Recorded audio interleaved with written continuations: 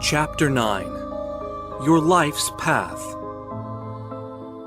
Shaoni was only 12, but already he was convinced that life was just a set of coincidences coming his way with nothing to guide him or hold on to. But was it? What if he had been blinded by his own convictions? What if indeed there was something more? Something we could all use to make some sense out of the things coming our way. Something that would help us understand.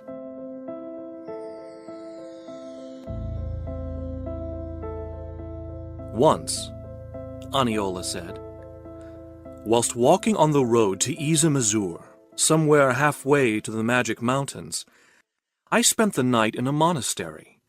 In the evening, a monk showed me to my room, brought me a hot meal, then disappeared to leave me alone with my thoughts.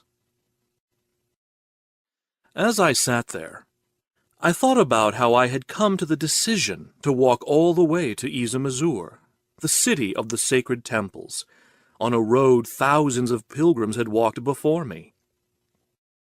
Before my departure, I had told myself that the answer would come to me as I went along, but by then I had walked many hundreds of miles, and the only thing I had found so far were an empty mind and a pair of sore feet. The following morning when I woke up, I remembered having had one of the most vivid dreams ever. In my dream, I was a young boy of maybe just 20, when suddenly a being of light came to me and said, "Your mission is to pass a very important message to the world leaders, so that they will not take the wrong decision on their next meeting starting tomorrow." I felt honored to be the carrier of such important a message. When I asked about how this was to be done, the messenger told me not to worry and said that it would all be taken care of. In my dream, I woke up the next morning and found myself to be a parking lot attendant, and all of the presidents, prime ministers, and the like were to pass by my gate in order to park their cars before attending the meeting. I understood all this had been arranged by the light messenger in order to allow me to pass the message to the world leaders one by one. Soon enough, the first car arrived and stopped. The driver lowered his window, took the ticket I handed him, and drove off, leaving me with a feeling of total disgust. I had missed it. Whoever was in the car, I hadn't spoken to him, didn't even know who he was. And on top of it all, I realized that I didn't even know what I was supposed to be saying. By that time, and still in shock from what just happened, a second car arrived, and right after that, a third and a fourth, all with the same result, over and over again. I felt kind of sick with the idea of having missed out on the most important mission in my life. When all the cars had passed the gate and the meeting had started, the light messenger came back to me, and I wondered how I was to explain what just happened. The light messenger, however, just smiled as he walked up to me and thanked me for a job well done. I was out of words. "A job well done?" I uttered. "I haven't done anything. I haven't even spoken a word. How could I have done what you asked me to do? I really don't understand." "Still, you fulfilled your mission," the messenger replied. "And you did well." When he saw the look of disbelief in my eyes, he added, "You may not yet be able to see and understand your life's path, but that doesn't mean you are not walking it."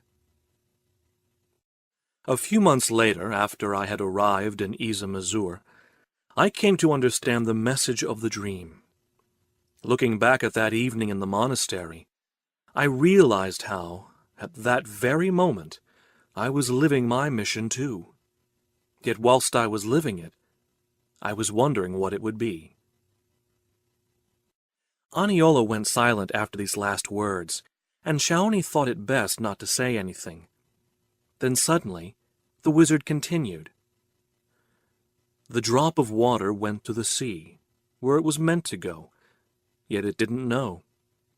It went with the flow, followed its path, and fulfilled its life's mission.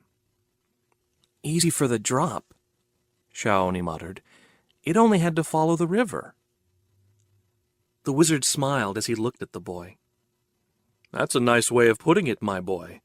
The drop indeed just followed the river, and the river was the easy road. How about you doing the same, then? What do you mean? Said Shaoni. I am not a drop, nor do I have a river that I can follow. Are you sure? Aniola replied. What if I told you that you do indeed have a river to guide you, just as the river that guided the drop, a river called the flow of life? Shaoni didn't know what to think. Where then can I find that flow of life? Ah, Aniola said. To find the flow, the first thing to do is to quiet the mind and learn to listen to your heart from within. Often the heart knows what the mind cannot even grasp. As you learn to quiet the mind, you will gradually start to feel and recognize the flow for you to follow. Shaoni still thought it made no sense comparing his life to a drop of water. But then, how would I know if I'm following that flow? How would I know I wasn't making the wrong choice? First of all, Shaoni, wrong choices do not exist. Still, the choices leading you to walk against the flow will often result in more difficult paths to follow. The path itself is not wrong, however, nor is your decision to follow it. Remember the drop of water whose path it was to go to the ocean? Imagine that this drop decided not to follow its path and swim upstream instead. Would it be doing something wrong?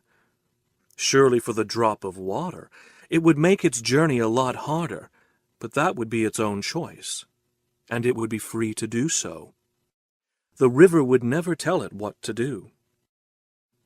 Aniola could see the boy's mind drifting off, and within that mind resonated these wonderful thoughts.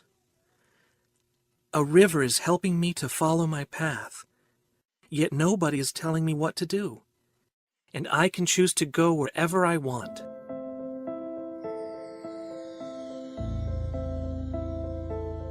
Later that evening, the wizard came up to the boy and said, "Let me show you how to follow the easy road, my boy, the road that follows the river.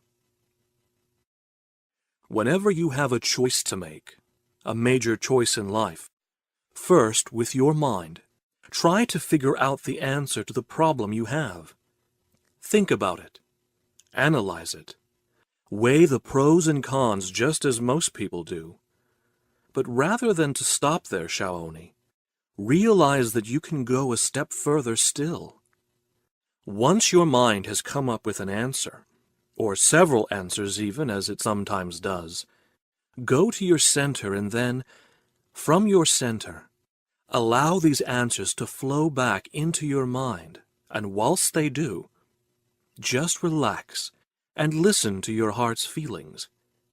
How does your heart feel about any of the answers offered by your mind? If your heart is filled with joy, or if you experience a deep calm, or a sense of profound harmony within, then you know you are following your river. You are following your life's path.